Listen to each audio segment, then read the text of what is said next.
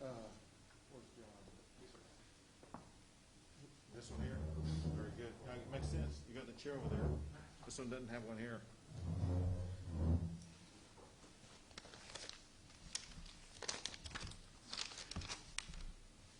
I want to thank everybody for being here for this, and we are particularly excited today to have a good friend of Texas, Secretary Perdue. Thank you for taking the time to travel over here to the great state of Texas. Great to have you back. We appreciate you very much, and I want to thank Secretary Perdue for his ongoing partnership with our state.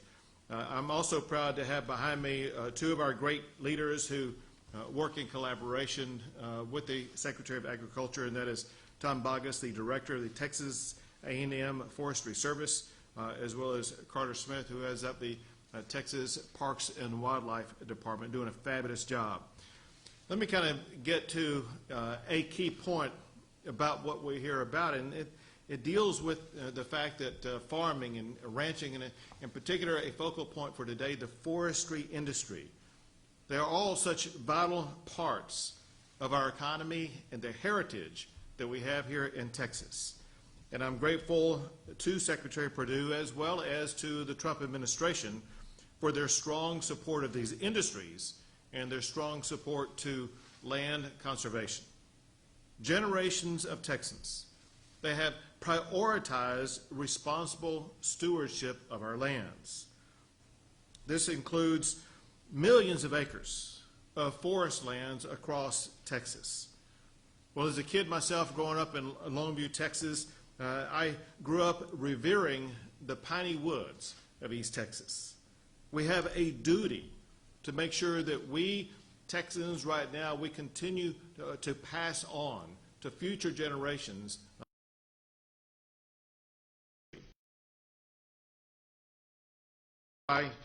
today I joined with Secretary Perdue to sign the Shared Stewardship in Texas Agreement. This agreement memorializes our commitment to responsible forest management, and it strengthens the partnership between the Texas A&M Forest Service, the Texas, their federal counterparts. Short will collaborate to assist forest landowners, protect and strengthen forest economies, and to provide stewardship resources. Once again, I want to thank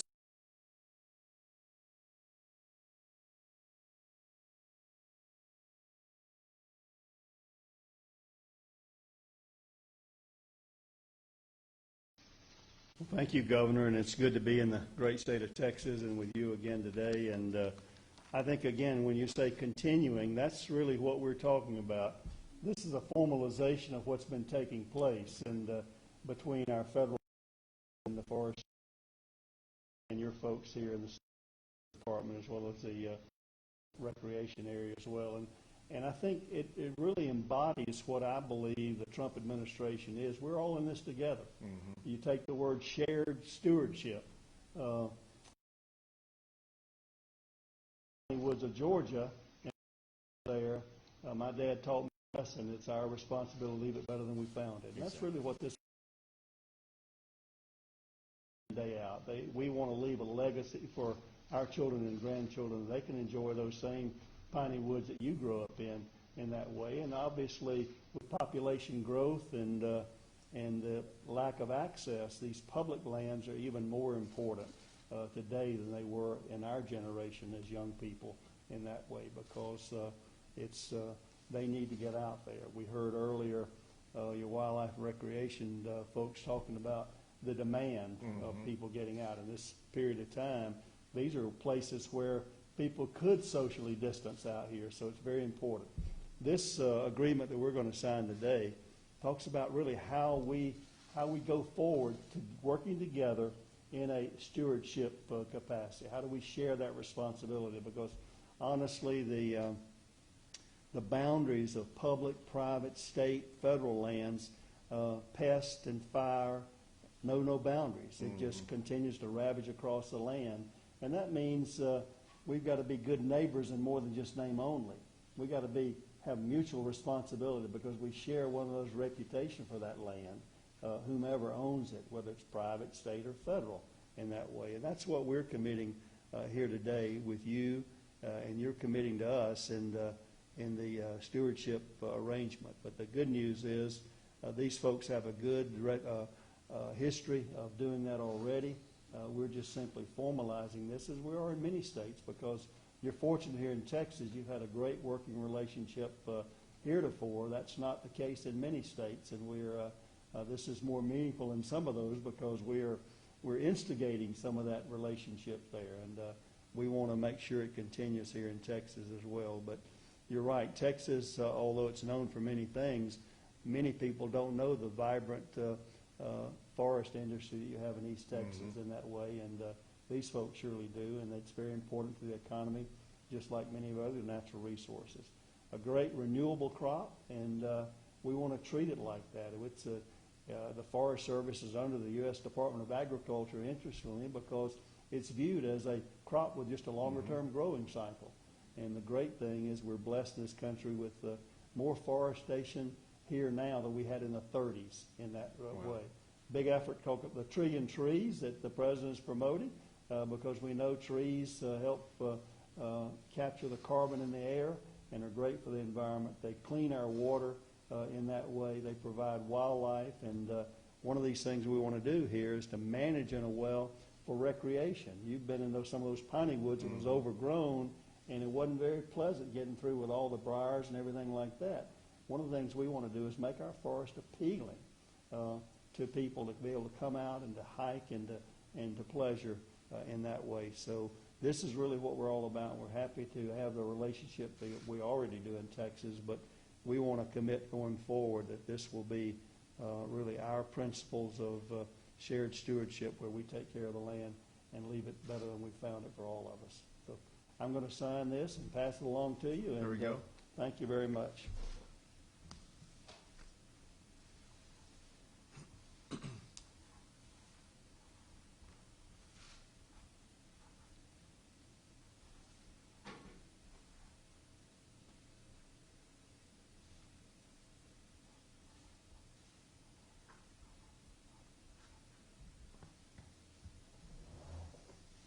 Thank you for that.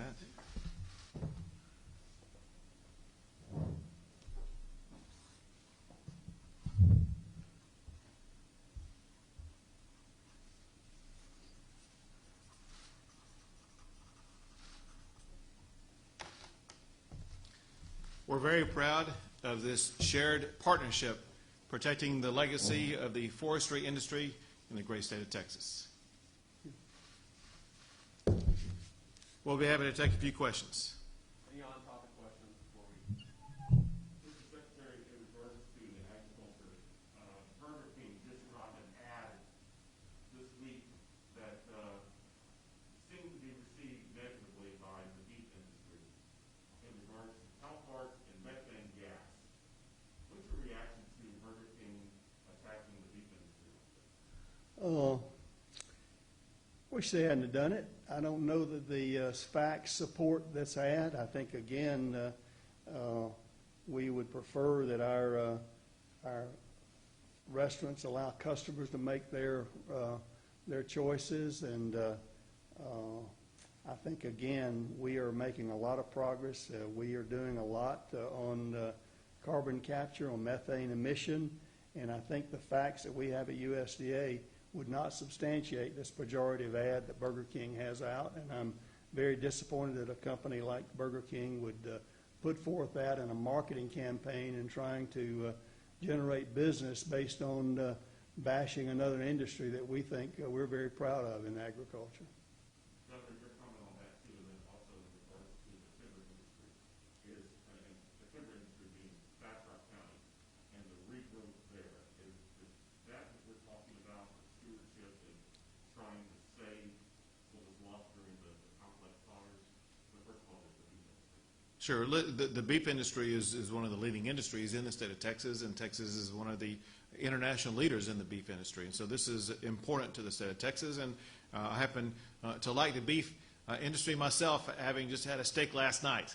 And I may go to Burger King and buy a burger today. That could be a good lunchtime menu for me today. But more important about what we're focused on today, in part, it does relate to, I think, exactly what you're talking about what happened in Bastrop County with the fires that took place years ago, and the devastation that we've seen a couple of times in that region.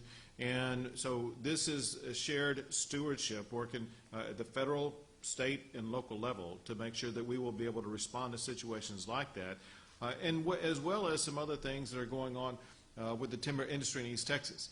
That said, we were just talking before we came in here right now about the drought and the heat that are taking place right now, and we are concerned about the possibility and the threat of fires that could be arising here in the coming days and weeks. And so it's important for everybody to be working collaboratively together right now to make sure we do all that we can to prevent forest fires from taking place. I may have a hamburger too, and I don't believe in the cancel culture, but I think it's important that those of us who, and I'm not a cattle person now, or I have been, who grow beef, need to support those people who support our industry. Mr. Secretary, what are your concerns on what the governor just said about rising temperatures? What are your concerns for our ag producers in this state about rising temperatures and the heat and the drought situations that so many farmers find themselves in? Well, I don't want to be flippant about it, but it's the middle of July and temperatures rise every year this time. I know it's hot out there, and I know you're talking about the global temperature rise. I think, again, farmers are resilient, they're adaptable, and they are amazing there. We've got research again. That's why our rule over plant genetics allows plants to be more resilient to high temperature. We're appealing right now on biotechnical issues that would allow cattle and animals to be more heat resistant than that with technology. Innovation and technology is what's got us to this place in having a food secure, independent country. Even during the pandemic, we didn't have to rely on anyone else for food. And the good news is our farmers and ranchers are some of the most resilient, innovative, creative people, along with the research that USDA has done, Texas A&M, and many of our land grant industries. We'll figure out how to survive this. We also are dealing with soil health. Many people want to talk about the temperature rise as a result of carbon emissions. We are in a big project now over soil capture within our soil using issues like cover crops, no-till, those types of things, actually making our soil carbon sequesters rather than carbon emitters, and we think that can be very helpful going forward. Can you tell us how this program, we've got a couple of fires burning right now in parts of rural Texas, how will this program help prevent fires in these lands? And I also wanted to ask, are there any other key states that you're working on or hoping will join this partnership? Yeah. I'd love to tell you about that. We were talking and kind of laughing. I wore a Smokey Bear mask coming in today, and we were laughing about it's not Smokey the Bear, it's Smokey Bear.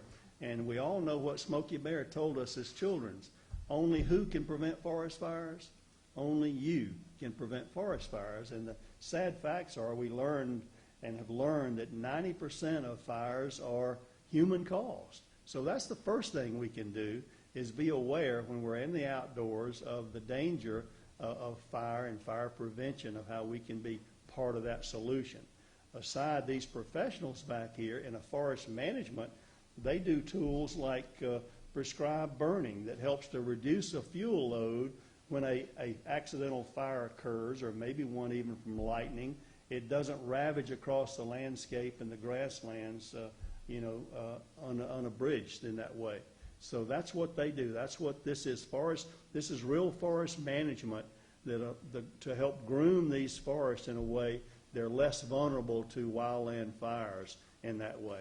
But I want to end once again by saying only you can prevent forest fires. I know there have been a few, Texas and a few other states joining this program. Any other key states that you're hoping to join or working on?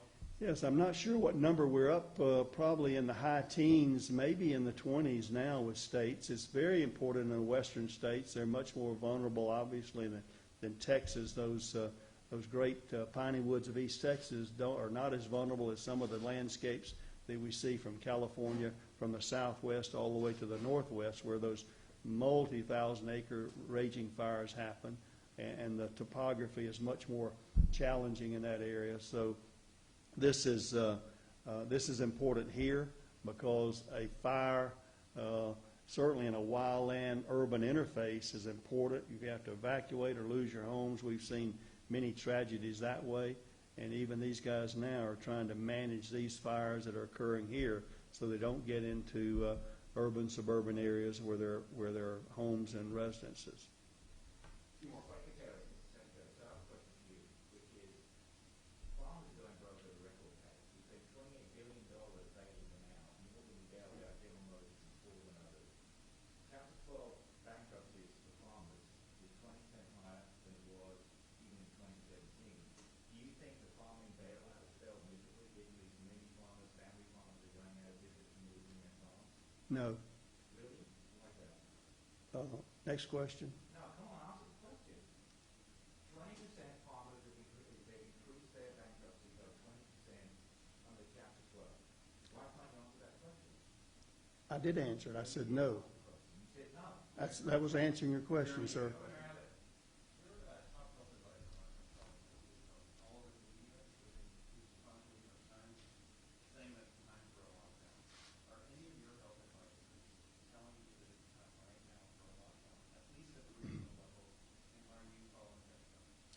So we have these weekly conference calls with Dr. McClellan, with Parker Hudson, with Dr. Hellestat, and Dr. Zerwas. And the conversation this past week focused on this one concept, and that is that the face mask requirement that I've imposed in the state of Texas will achieve the results that the CDC director announced yesterday. And that is, if everyone will adopt the face mask requirement and wear a face mask, we will be able to get control of COVID-19. That is exactly what Dr. McClellan and others have said. There is no need for a lockdown if everyone will adopt this best practice.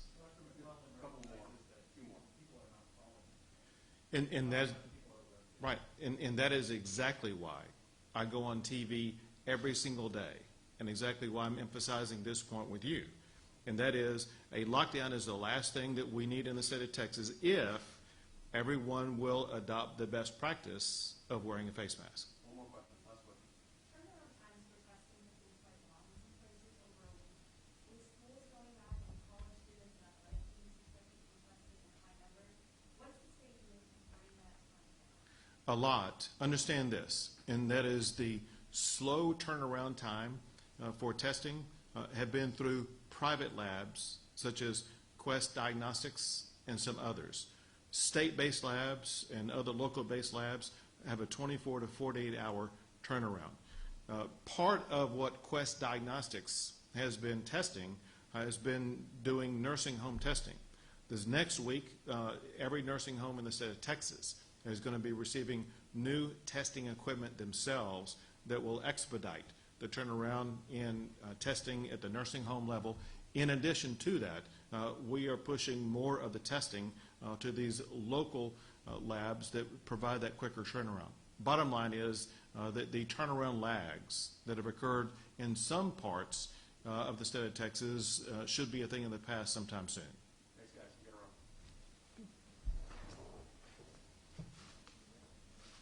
Very good, guys. Thank you. It'll be a good one. Bill, it'll be real beef.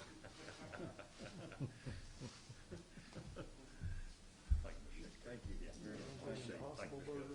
Yes. Burger King has two stripes. I'll make you. Yeah. I can come